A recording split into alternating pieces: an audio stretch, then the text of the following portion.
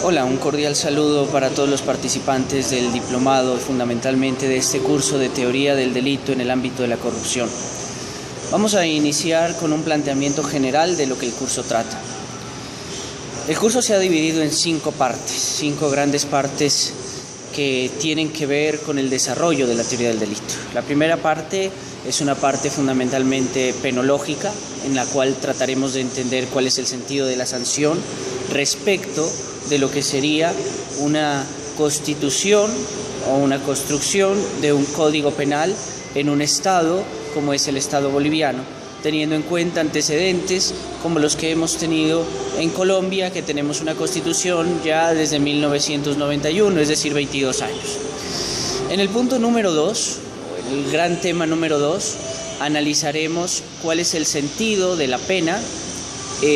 respecto del delito y respecto del proceso, es decir, que le daremos un desarrollo procesual o procesal, si se quiere, al sentido mismo del delito y de la sanción. Trataremos de entender cómo está hecho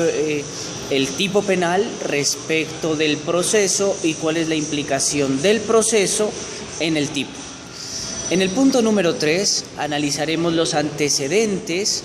que han tenido o han dado lugar a ciertos estatutos anticorrupción, como en el caso colombiano fundamentalmente, y cuáles han sido las propuestas y las iniciativas que se han llevado a cabo a lo largo del tiempo.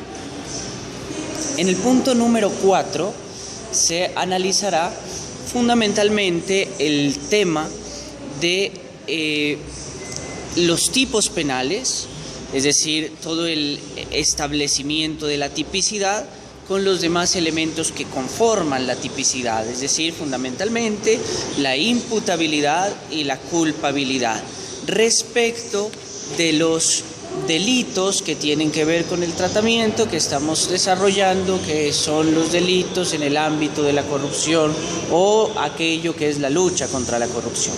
Pero aquí hay que hacer una puntualización fundamental, y es que en esta parte o en este cuarto capítulo, el tema que nos va a centrar o el tema con el cual vamos a trabajar hondamente será el factor que agrupa en sí mismo, no tanto, por decirlo de algún modo, el listado de tipos penales, sino el factor que agrupa ese listado, es decir, la razón de ser, el eje en el cual se mueve todo ese listado. Lo digo así para precisarlo de una vez y que no se vaya a pensar que vamos a hacer un estudio de cada uno de los tipos penales, sino fundamentalmente del elemento generador de los tipos penales y de cuáles son los elementos comunes en cada uno de los tipos, aunque se hará necesario nombrarlos. Y el último punto que trataremos, o el último punto que se analizará, será el caso de la estructura boliviana. Haremos una especie de comparación entre el caso, los avances latinoamericanos, el caso colombiano y el caso boliviano, para poder desarrollar, tratando de entender cuál es la experiencia. Y tendremos en cuenta allí también cuáles han sido las precisiones, las recomendaciones y la incidencia de algunos pensadores, como el caso de Zaffaroni, por ejemplo, respecto de la propuesta que se hace en Bolivia.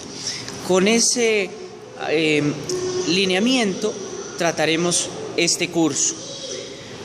teniendo una indicación central como eje, que en algún modo lo mencioné ya, pero lo preciso. El caso colombiano, son 22 años de una constitución, son 22 años tratando este tema del delito o de los delitos que atienen o que atañen a la administración de justicia, a la administración pública, y en ese tiempo de esos 22 años hemos tomado cierta experiencia. Entonces trataré de exponer allí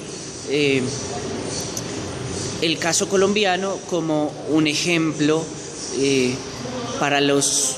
demás países que han tenido en cuenta esta lucha como uno de los puntos fundamentales para la construcción del Estado. Entonces, con esto les